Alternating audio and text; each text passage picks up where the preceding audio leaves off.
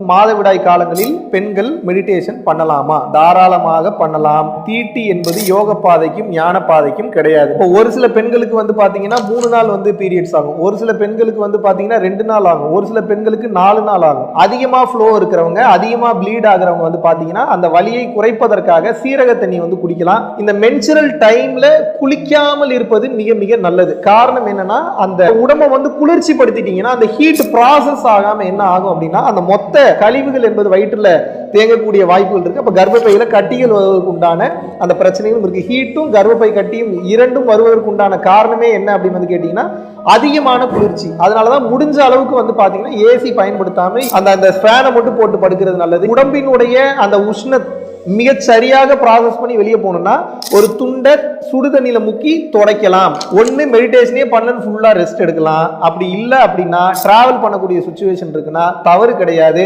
அமைதியாக முதுகுத்தண்டை நேராக நிமிர்த்தி வைத்து மூலாதாரத்தில் கவனம் செலுத்த வேண்டும். மூலாதாரம்னா இது உங்களுடைய முதுகுத்தண்டு கீழே முடியக்கூடிய அந்த டெயில் போன்ற அமைப்பு, ஆசன வாய்க்கும் அந்த முதுகுத்தண்டு முடியக்கூடிய இடத்திற்கும் இருக்கக்கூடிய ஒரு சின்ன ஒரு சதை போன்ற அமைப்பு இருக்கு. அங்க உங்கள் கவனத்தை வைக்கும் போது உங்களது இந்த மென்சஸ் அப்படின்றது வந்து பாத்தீங்கன்னா மிக சரியாக ஹீட் ஃபார்ம் ஆகி மொத்தமாக வெளியேறும்.